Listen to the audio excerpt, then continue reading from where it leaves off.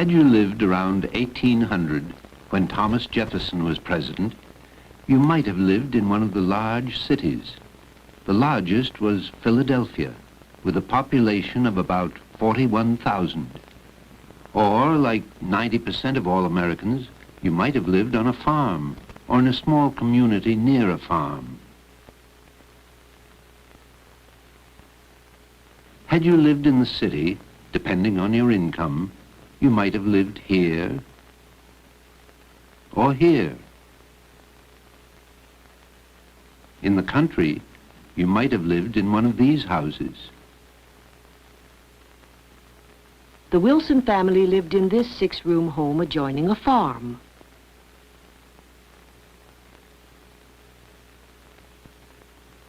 Upstairs were 3 bedrooms. In each, besides the bed, there were also a few chairs, a dresser, and a washstand. Tucked snugly into the base of the parents' bed was a trundle in which a small child could sleep. The room was pleasant and comfortable, but in winter it could become bitter cold. So the Wilsons slept with nightcaps on, under plenty of warm covers, and in long woolen nightshirts.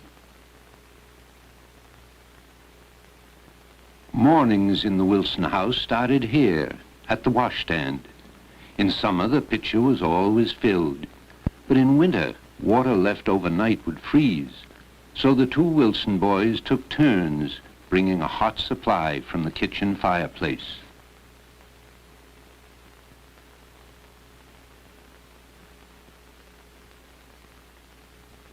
Mrs. Wilson made the soap for her family's cleaning and washing.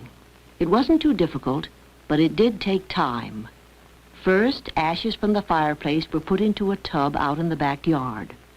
Over these, rainwater was poured. This dripped slowly through the barrel until it became lye water, and then drained out through a hole at the bottom of the tub. The liquid was boiled, together with waste cooking grease, and cooled. The result was soap as fine as you could buy and much cheaper. You couldn't wash thoroughly in the small bedroom basins, so every Saturday night, down in the kitchen next to the cozy fireplace, each member of the Wilson family had a bath, an overall scrubbing for the week. The Wilsons always kept their fire going down here day and night all year round. A fire wasn't easy to start. From a tinderbox, they had to take a flintstone and hit it hard with a piece of steel until it sparked. When this happened, they had a piece of flax ready to ignite. With this, they would light a few small sticks of wood. Well, it took a long time to get a spark. So once the fire was lit, the Wilsons kept it going. At night, since they didn't want an unwatched fire to burn while they slept, they covered it very carefully with ashes before going to bed. Beneath the ashes, the fire burned safely. And in the morning, they removed the ashes, put on kindling wood, and fanned the air with a bellows until the flames sprung up again.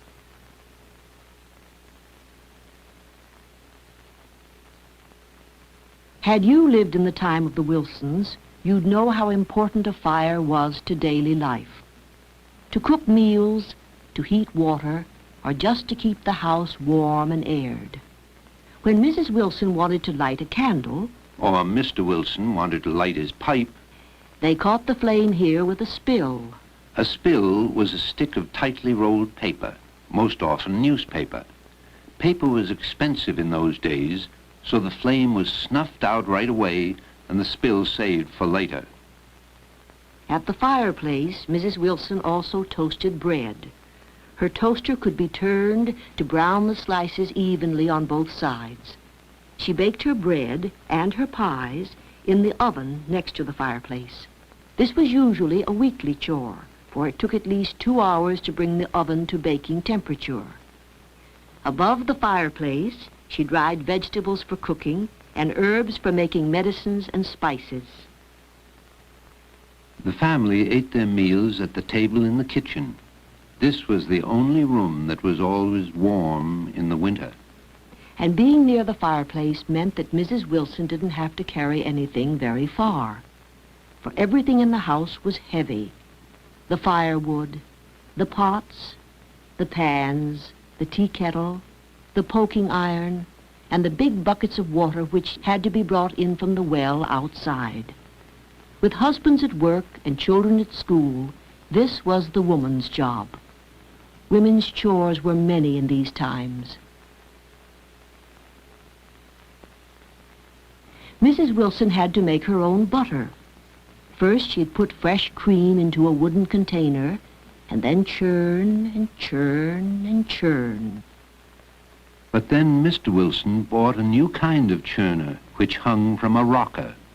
Whoever walked by gave it a sharp kick. That kept the rocker going and the cream churning.